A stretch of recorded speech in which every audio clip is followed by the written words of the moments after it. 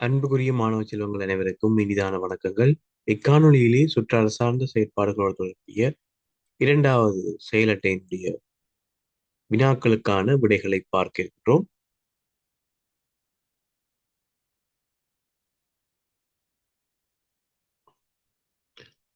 அந்த வகையிலே முதலாவது வினாவை அவதானித்துக் கொள்ளுங்கள். சித்திரை மாதத்தில் பூக்கள் பூக்கும் தாவரங்களை கொண்ட விடை இது. சித்திரை மாதத்திலே பூக்கள் பூக்கின்ற தாவரங்களை கொண்ட விடை. முதலாவது விடையை பாருங்கள், இலுப்பை கொன்றை. இரண்டாவது விடை வேம்பு முருங்கை. மூன்றாவது முருங்கை வாகை. இதிலே சித்திரை மாதத்திலே பூக்கள் பூக்கக்கூடிய தாவரங்களை கொண்ட விடை இரண்டாவது விடை வேம்பு முருங்கை. இது தரம் 4 ஆசிரியர் வழிகாட்டியிலே தரப்பட்டிருக்கக்கூடிய ஒரு விடயமாக இருக்கிறது. மரம் செடி கொடிகளோடு தொடர்புடைய கருப்பொருளிலே இந்த விடயம் வழங்கப்பட்டிருக்கிறது. ஒவ்வொரு மாதங்களிலும் பூக்கக்கூடிய தாவரங்கள் தொடர்பாக. இரண்டாவது வினாவை அவதானியுங்கள். ஆவணி மாதத்தில் பூக்கள் பூக்கும் தாவரங்களை கொண்ட விடை. ஆவணி மாதம், ஆவணி மாதத்திலே பூக்கக்கூடிய தாவரங்கள். இந்த விடையின்படி முதலாவது விடை இலுப்பை கொன்றை. இலுப்பை கொன்றை. மூன்றாவது வினாவை அவதானித்துக் கொள்ளுங்கள். பின்வருவனவற்றில் கொத்தாக பூக்கும் பூ அல்லாதது. கொத்தாக பூக்கும் பூ அல்லாதது. விடைகளை பாருங்கள். சூரியகாந்தி, செவ்வந்தி, அலரி. இதிலே கொத்தாக பூக்கக்கூடிய பூக்கள் என்கின்ற அந்த விடயத்தினை எவ்வாறு இலகுவாக விளங்கிக் கொள்வது என்று சொன்னால், நீங்கள் ஆரம்ப பிரிவு மாணவர்களாக இருக்கின்ற காரணத்தினாலே ஒரு பூவிலிருந்து அதிகமான வித்துக்கள், அதாவது அந்த பூ காய்ந்த பிற்பாடு அதிலிருந்து அதிகமாக வித்துக்களை பெறக்கூடியவாறு இருக்கக்கூடிய பூக்களை நாங்கள் கொத்தாக பூக்கக்கூடிய பூக்கள் என்று எடுத்துக்கொள்வோம். இதற்கான விரிவான விஞ்ஞான விளக்கங்களை தரம் 6ற்கு பின்னர் நீங்கள் கற்றுக்கொள்வீர்கள் முழுமையாக. தற்போது உங்களுக்கு அதற்கான விரிவான விளக்கம் தேவையற்ற ஒன்றாக இருக்கும். இதனை இலகுவாக ஞாபகம் வைத்திருப்பதற்காக இந்த விடயத்தை கூறுகிறேன். ஒரு பூ பூத்து அது காய்ந்த பின்னர் அதிலிருந்து அதிகமான வித்துக்கள், உதாரணமாக செவ்வந்தி பூவை எடுத்துக்கொண்டால் அந்த பூ வாடிய பின்னர் அதிலிருந்து உங்களுக்கு கிடைக்கக்கூடிய வித்துக்களை நாங்கள் மீண்டும் பயிரிட்டு அதிலிருந்து அதிகளவான செவ்வந்தி கன்றுகளை பெற்றுக் கொள்கின்றோம். அதே போல சூரியகாந்தி, அதே போல வாடாமல்லிகை, இவ்வாறாக சில தாவரங்கள், சில பூக்கள் இருக்கின்றன. அவற்றை தான் நாங்கள் கொத்தாக பூக்கின்ற பூக்கள் என்று எடுத்துக்கொள்வோம். எனவே இந்த வினாவிலே 2 பூக்கள் அவ்வாறு காணப்படுகின்றன. ஒன்று சூரியகாந்தி, மற்றது செவ்வந்தி. எனவே கொத்தாக பூக்கும் பூ அல்லாதது என்கின்ற போது மூன்றாவது விடை அலரி இந்த வினாவிற்கு, மூன்றாவது வினாவிற்கு பொருத்தமானபடியாக அமையும். நான்காவது வினாவை எடுத்துக் கொள்ளுங்கள். சூரிய நமஸ்காரத்தின் படிமுறைகளின் எண்ணிக்கை யாது? சூரிய நமஸ்காரம் 12 படிமுறைகளை கொண்ட செயற்பாடு. அதில் ஒத்த படிமுறைகளும் இருக்கின்றன. அவற்றையும் சரியாக கவனித்து கற்றுக்கொள்ளுங்கள். ஐந்தாவது வினா, தரப்பட்ட குறியீடு குறிக்கும் கருத்து யாது? தரப்பட்ட குறியீடு இலங்கை மின்சார சபையினுடைய குறியீடாக இருக்கின்றது. இலங்கை மின்சார சபையினுடைய இலச்சினையாக காணப்படுகின்றது. ஆறாவது வினா, கடதாசிகளை மடித்து செய்யப்படும் ஆக்கத்தின் பெயர். ஆக்கத்தினுடைய வகைகளிலே 3 விதமான ஆக்கங்கள் உங்களுடைய பாடத்திட்டத்திலே பிரதானமான ஆக்கங்களாக இருக்கின்றன. அந்த 3 ஆக்கங்களையும் இதிலே 6, 7, 8 இந்த 3 வினாக்களும் அந்த 3 ஆக்கங்களோடு தொடர்புடைய வினாக்களாகவே இருக்கின்றன. கடதாசிகளை மடித்து செய்யப்படுகின்ற ஆக்கத்தினுடைய பெயர் ஒரிகாமி. ஒரிகாமி என்று அழைத்துக் கொள்வோம். கடதாசிகளை மடித்து செய்யப்படுகின்ற ஆக்கம். ஏழாவது வினா, கடதாசிகளை கிழித்து ஒட்டி செய்யப்படும் ஆக்கம். கடதாசிகளை கிழித்து ஒட்டி செய்யப்படுகின்ற ஆக்கம் கொலாச் என்று அழைக்கப்படுகின்றது. எட்டாவது வினா, வித்துக்களை பயன்படுத்தி செய்யப்படுகின்ற ஆக்கத்தினுடைய பெயர். வித்துக்களை பயன்படுத்தி செய்யப்படுகின்ற ஆக்கத்தினுடைய பெயர் அல்பனா. ஆகவே இந்த 3 ஆக்கங்கள் தொடர்பாக இந்த 3 வினாக்களும் வழங்கியிருக்கிறேன். எப்போதுமே ஞாபகத்திலே வைத்துக் கொள்ளுங்கள்.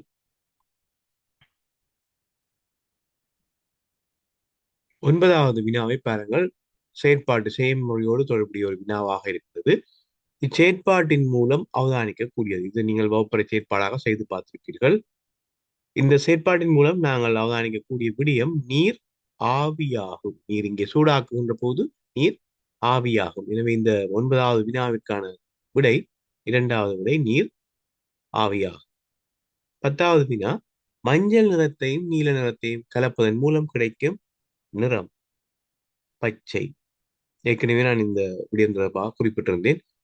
மூல வர்ணங்கள், அவற்றோடு தொடர்புடைய துணை வர்ணங்கள், அவை தொடர்பாக கற்றுக்கொள்ளுங்கள். இதிலே நான் 3 வினாக்களை வழங்கியிருக்கிறேன். அடுத்த வினாக்களை பாருங்கள். 11வது வினா, சிவப்பு நிறத்தையும் நீல நிறத்தையும் கலப்பதன் மூலம் கிடைக்கும் நிறம். சிவப்பு, நீலம் இந்த இரண்டையும் கலக்கின்ற போது ஊதா நிறத்தை பெற்றுக் கொள்ளக்கூடியதாக இருக்கும். 12வது வினா, மஞ்சள் நிறத்தையும் சிவப்பு நிறத்தையும் கலப்பதன் மூலம் கிடைக்கும் நிறம் யாது? மஞ்சள் மற்றும் சிவப்பு இரண்டினை கலக்கின்ற போது செம்மஞ்சள் நிறம் உங்களுக்கு கிடைக்கும். எனவே இந்த 10, 11, 12 இந்த 3 வினாக்களும் மூல வர்ணங்களை ஒன்றோடு ஒன்று கலப்பதன் மூலம் கிடைக்கக்கூடிய நிறங்களைத்தான் வழங்கியிருக்கின்றன. 10வது வினாவிலே மஞ்சள் மற்றும் நீலம், 11வது வினாவிலே சிவப்பு நீலம், 12வது வினாவிலே மஞ்சள் சிவப்பு.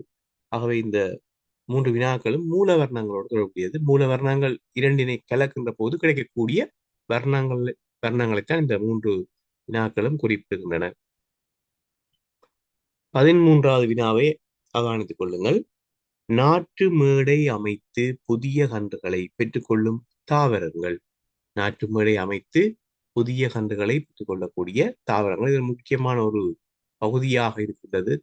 ஏனெனில் வீட்டுத் தோட்டம் தொடர்பான கருப்பொருளிலே பயிர்களை பயிரிடுகின்ற போது 2 வகையாக நாங்கள் பயிரிட்டுக் கொள்ளக்கூடியதாக இருக்கும். ஒன்று, நாற்று மேடை அமைத்து புதிய கன்றுகளை பெற்று பயிரிடக்கூடியதாக இருக்கும்.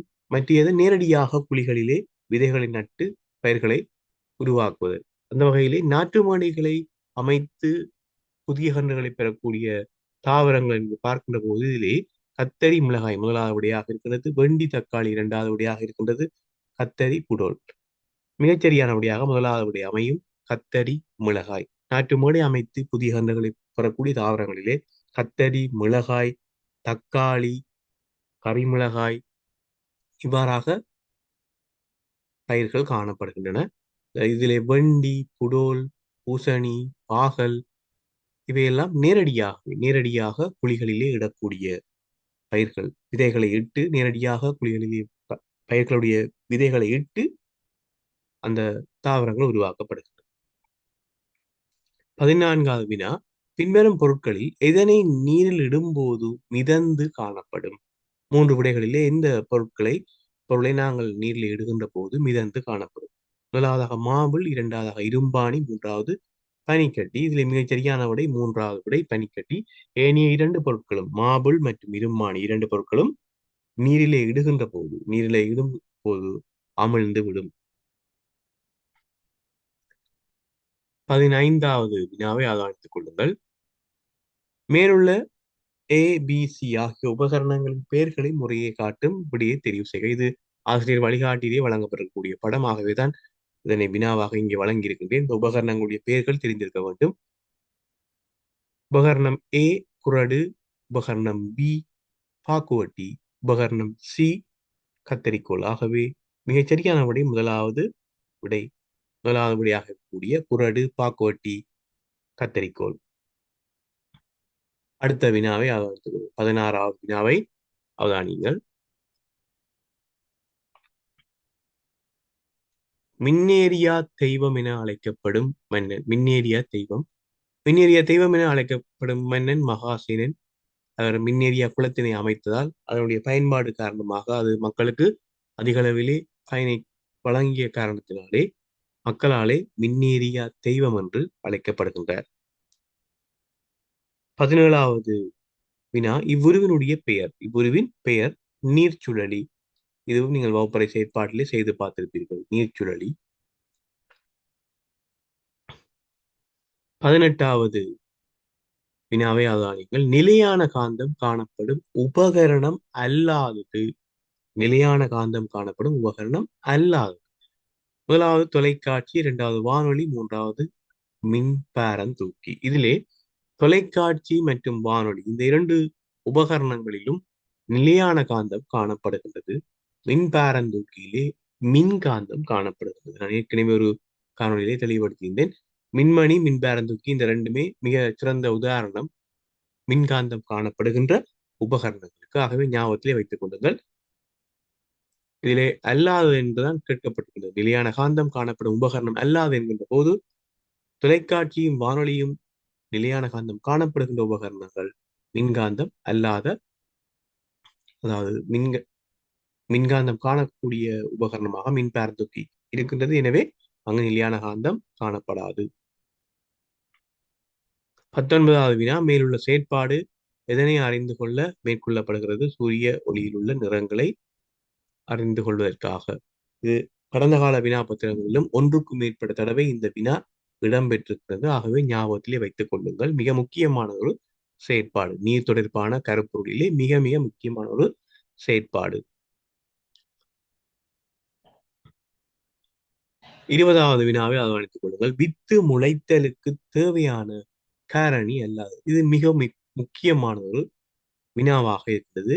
வித்து முளைத்தலோடு தொடர்புடைய காரணிகளும் தாவரங்கள் தாவரங்களுடைய வளர்ச்சிக்கு தேவையான காரணிகளும் ஒரு சில வேறுபாடு, இரண்டுக்கும் ஒரு சில வேறுபாடு காணப்படுகின்றது. எவ்வாறு சொன்னால், வித்து முளைத்தலிலே மிக மிக முக்கியமான காரணிகளாக வளி, வெப்பம், நீர் போன்ற விடயங்கள் அங்கே காணப்படுகிறது. அதிலே சூரிய ஒளி வித்து முளைத்தலுக்கு மிக மிக அவசியமான ஒன்றாக காணப்படாது. சூரிய ஒளி இல்லாத இடத்திலும் வித்து முளைக்கும். சூரிய ஒளி கிடைக்காது விட்டாலும் வித்து முளைக்கும். ஆனால் ஒரு தாவரம் அந்த வித்து முளைத்து அதன் பின்னர் அந்த தாவரம் வளர்ச்சி அடைவதிலே, அந்த தாவரத்தினுடைய வளர்ச்சியிலே மிக மிக முக்கியமானது ஒரு காரணியாக சூரிய ஒளி காணப்படுகின்றது. நன்றாக நான் குறிப்பிட்ட அந்த 2 விடயத்தினையும் விளங்கிக் கொள்ளுங்கள். வித்து முளைத்தலுக்கு மிக அவசியமற்ற ஒரு காரணியாக சூரிய ஒளி காணப்பட்டாலும், ஒரு தாவரத்தினுடைய வளர்ச்சியிலே, தாவரத்தினுடைய அபரிதமான வளர்ச்சியிலே மிக மிக பிரதானமான ஒரு காரணியாக சூரிய ஒளி காணப்படுகிறது. வளி, வெப்பம், நீர் இவை காணப்பட்ட போதிலும் சூரிய ஒளி தாவர வளர்ச்சியிலே மிக மிக முக்கியமானது ஒரு காரணியாக இருக்கின்றது. எனவே நன்றாக நான் குறிப்பிட்ட இந்த 2 விடயங்களையும் விளங்கிக் கொள்ளுங்கள். இந்த வினாவானது வித்து முளைத்தலோடு தொடர்புடைய விடயமாகவே காணப்படுகிறது. வித்து முளைத்தலுக்கு தேவையான காரணி அல்லாதது என்கின்ற போது வளி, வெப்பம் இரண்டுமே தேவையாக இருக்கிறது. சூரிய ஒளி இரண்டினோடு ஒப்புகின்ற போது, ஏனைய 2 விடைகளோடு ஒப்புகின்ற போது தேவையற்ற ஒரு காரணியாகவே காணப்படுகிறது. ஆகவே மாணவ செல்வங்களே, இந்த காணொளியிலே 2வது செயலட்டையினுடைய வினாக்களுக்கான விடைகளை வழங்கியிருக்கின்றேன். சரிபார்த்துக் கொள்ளுங்கள். அடுத்த காணொளியிலே அடுத்த ஏனைய செயலட்டைகளுடைய விடைகளை பார்ப்போம். நன்றி.